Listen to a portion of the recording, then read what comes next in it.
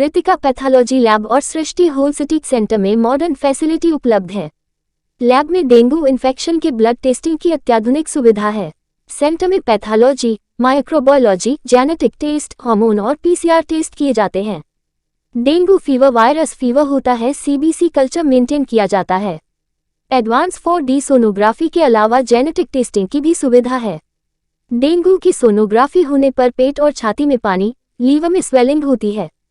Kritika path lab centre में सर्व सुविधायुक्त testing facility उपलब्ध है। दर्शकों, इस वक्त हमारे समक्ष है कृतिका लैब के डायरेक्टर डॉक्टर राज अंगनानी जी। सर, हमारे चैनल से आपका स्वागत है। धन्यवाद।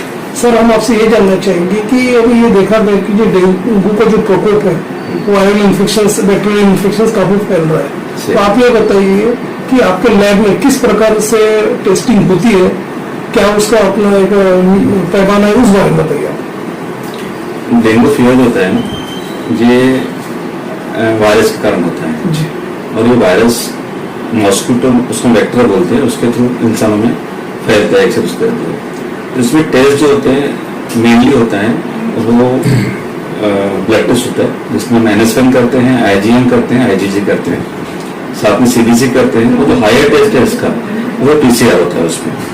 लेकिन मेनली जो इसमें NS1 होता है, NS1 यानी नॉन स्ट्रक्चरल प्रोटीन होता है एक तरह का, और ये मेनली सेकंड डे से लेकर फर्स्ट डे तक पॉजिटिव आता है जो NS1 होता है। और जो IgM होता है उसके बाद पॉजिटिव आता है। IgM एक प्रकार की एंटीबॉडी होती है जो बॉडी में बाद में प्रोड्यूस होती है आफ्टर NS1।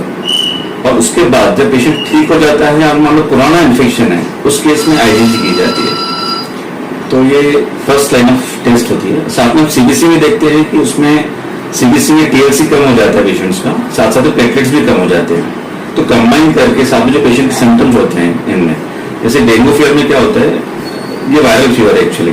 तो इनमें कॉमन, किसी वायरस में कॉमन रहता है कि बुखार आना, पूरे बॉडी में सर दर्द होना, एक कॉमन बात है। पर डेंगू में मेन जो चीज मिलती है, जो बाकी वायरस से अलग मिलती है, एक तो आंखों के पीछे रेट्रो ऑर्बिटल पेन बोलते हैं वो मिलता है, साथ में रैशेस बोलते हैं हम लोग, यानी ऐसे लाल नाम की चट्टे दिखते हैं बॉडी के अंदर, ये कॉमनली दिखते हैं। अगर वो देखते हैं तो आपको तुरंत डॉक्टर से कंसल्ट करना है। जो टेस्ट मैंने बताई है NS1 आप किस फेज में है, उसके अनुसार डॉक्टर आपको टेस्ट बताता है कि NS1 करना है, IgM करना है, IgG करना है, CBC करना है, और कंफर्मेटरी PCR टेस्ट करना है नहीं करना है, वो डॉक्टर आपको बताता है। टेस्ट के अलावा पूछना चाहते हैं? हाँ, टेस्ट के अलावा देखिए, नॉर्मली किसी पेशेंट में डॉक्टर जो होता है पहले हिस्ट्री लेता है कि आपकी हिस्ट्री कैसी है। पेशेंट अलग अलग आते हैं, बट नॉर्मल अभी जो सीजन चल रहा है, इसमें डेंगू ज्यादा आ रहे हैं, तो उनके माइंड में आता है वो क्या क्या बीमारियां हो सकती है। तो ब्लड टेस्ट तब की जाती है कि डॉक्टर के माइंड में 3-4 डायग्नोज अलग होते हैं, कंफर्म करने के लिए डॉक्टर टेस्ट करवाता है नॉर्मली। बट कंफर्मेशन जो एविडेंस है वो टेस्ट से होगा ना। हिस्ट्री से हम बॉडी के अंदर, ब्लड के अंदर क्या हो रहा है पेशेंट डॉक्टर को समझ में नहीं आएगा। जब तक उसका प्रूफ ब्लड में नहीं मिलता तो कंफर्म नहीं कर सकते। और कंफर्म होने के बाद हमारा क्लियरिटी मिलती है हम किस टाइप की उसकी ट्रीटमेंट की जाए करके।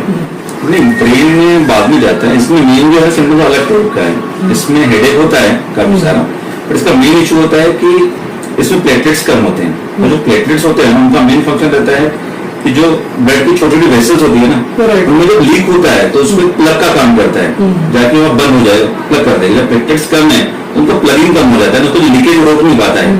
तो उसमें से जो ब्लड का जो प्लाज्मा है, बाकी जो चीजें बॉडी के अंदर आना शुरू हो जाती है, तो उसके वजह से पेशेंट शॉक में जाता है। ब्लड उसका कम, यानी जो सर्कुलेशन ब्लड का कम हो जाता है, तो प्रॉपर जो ब्लड पहुंचना चाहिए ब्रेन में, बोलो बाकी ऑर्गन की तरफ पहुंच नहीं पाता है और ब्लीडिंग शुरू हो जाती है बॉडी के अंदर।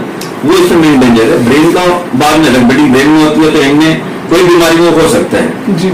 इसका मेन सिम्टम जो होता है लीकेज होता है, और शॉक ये खतरनाक सिम्टम माना जाता है डेंगू में। एग्जैक्टली वही बोल रहा हूँ, जैसे इसमें लीकेज रोक नहीं पाता है प्लेटलेट मान, तो छाती में पानी आ जाएगा, पेट में पानी आ जाएगा, क्योंकि ब्लड वेसल से पानी बाहर शुरू हो जाएगा ना उसमें।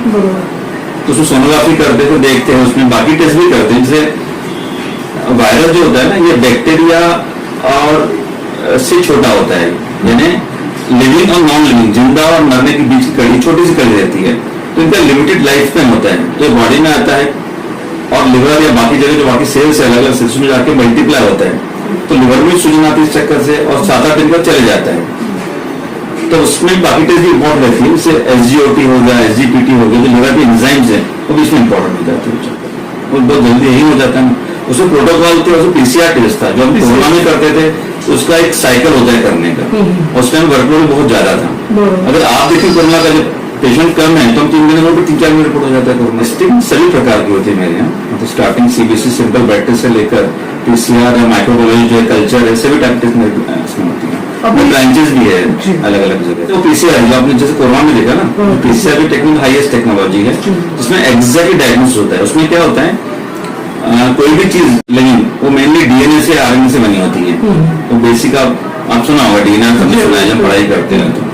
तो पीसीआर में क्या होता है, डीएनए में 2 धागे होते हैं, थ्रेड हम बोलते हैं 2 टाइप के राइबोन्यूक्लिक। तो उनको पहले ब्रेक किया जाता है हाई टेम्परेचर पे, और उसमें हम न्यूक्लियोटाइड्स डालते हैं। मतलब एक सिंगल भी अगर बैक्टीरिया वायरस भी है तो 2 घंटे में उसकी करोड़ कॉपीज बन जाती है। तो एक सिंगल भी टेस्ट उस पीछे हाईएस्ट सेंसिटिव हम बोलते हैं, वो हाईएस्ट एडवांस टेस्ट है पर्टिकुलर उसमें। इसलिए अगर डेंगू को 100% कंफर्म करना है तो आपको पीसीआर करना पड़ेगा। और बाकी जो टेस्ट में लिमिटेशन है वो 90% सही हो सकती है, 95% 100% सही नहीं हो सकती है। 100% सही मोस्टली एंड 99.9% सही वो पीसीआर होता है।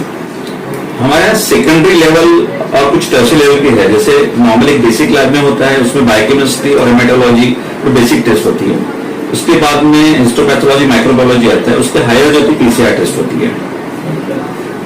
तो हमारे माइक्रो, हिस्टोपैथोलॉजी जो बेसिक जो भी टेस्ट है प्राइमरी सेकेंडरी लेवल की, और कुछ टर्शियरी लेवल टेस्ट हमारे होती है, और उसके हायर टेस्ट है। मतलब जैसे हम जो बहुत रेयरली मेरे पास आती है, नागपुर में रेयरली आती है, वहां पर बाहर भेजते हैं, बॉम्बे या दिल्ली इस जगह पे।